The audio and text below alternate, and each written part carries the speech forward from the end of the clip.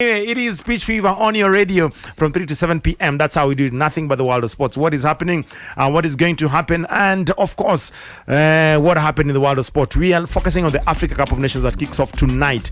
That is the Africa Showpiece, greatest tournament in Africa. It is happening in Abidjan, or not only in Abidjan, but today we'll begin in Abidjan. That is in Ivory Coast, or if you like it, Cote d'Ivoire. I hope to learn benchmarking. Tumeenda benchmarking? Yes, stadiums. How many years will we do benchmarking? German. But you see, I think we should just concede that Kenya and infrastructure for sport and quality, they are two different things. Yeah, I don't think we can mention them in the same statement. For me, I've just resigned to that. I've just resigned to that because it is sad. Yeah, it is sad, but I've just resigned to that because nikisema we will get there, nitakuwa najifanya tu nakasirika bure, because there is just no way. All these years we've not learned. How many countries have we traveled to? How many tournaments have we seen on TV? How many tournaments have Kenya been?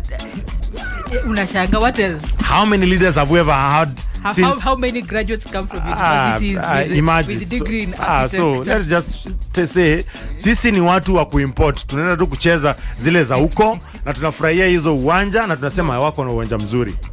Apart from sad news, good things are happening. Yes. Rugby, though it's a challenger, service challenger, as usual, entertaining. Kenyans, we are the entertaining.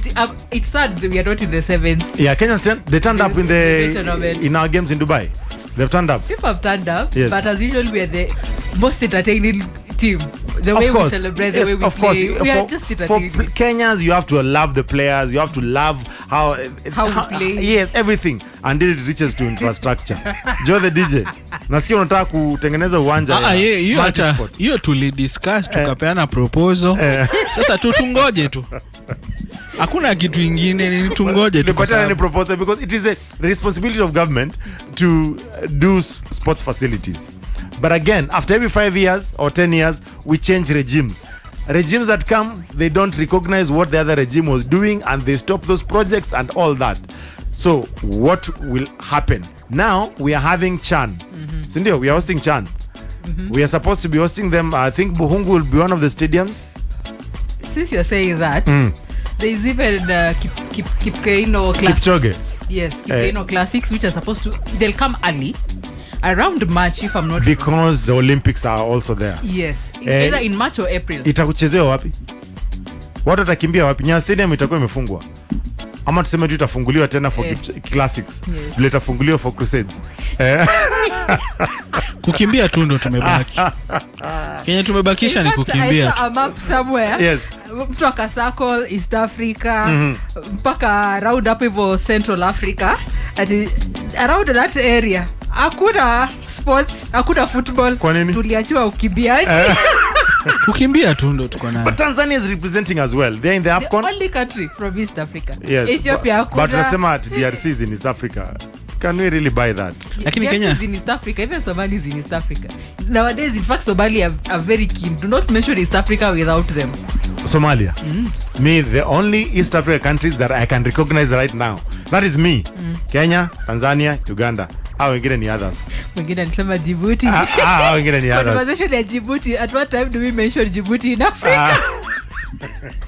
When they are playing Kenya. But you can't blame the country. It's too tiny even in size. It's together with Eritrea anyway. Yeah, you can't. At least Eritrea identify. Sometimes you hear them in athletics. Sometimes. But Djibouti, when was the last time you discussed Djibouti kama si kwa class? When Alex Song went to play there. Kama si class. Or class history, wajalifanya GHC, wajalifanya social science. But I think Djibouti should be on the north of Africa. Sini juu Ethiopia huko juu Eritrea, they're not just close to Sudan and Egypt. So wanaweza baki huko. Now, but for me, but again, if you're saying small countries, then Rwanda and Burundi also falls in the same category. No, but you can say Rwanda is pulling its weight regardless of. Yeah, Rwanda. It's a small country, but in basketball it has made a name for it. Even in sport, because even their football football is not that bad. Yes. Their football is not that bad. Their infrastructure for football, I tell you. Sports generally. Yeah, even compared to tennis. Kenya. Hapana. Actually sisi ndio tunafaa turudishwe pati ya Djibouti hapo kwa sports. Anyway, because we are an embarrassment to the first three. I agree, we are. Kenya is just in terms of infrastructure for sport. Kenya is an We're embarrassment. letting down our sportsmen. In essence, we're just letting down our sportsmen. Yeah, we do elections every day for they federations. Do so much. What? They work so hard, but we are letting them down. So I think the moment we will eliminate volunteers from positions of leadership, yes, of say in the sport.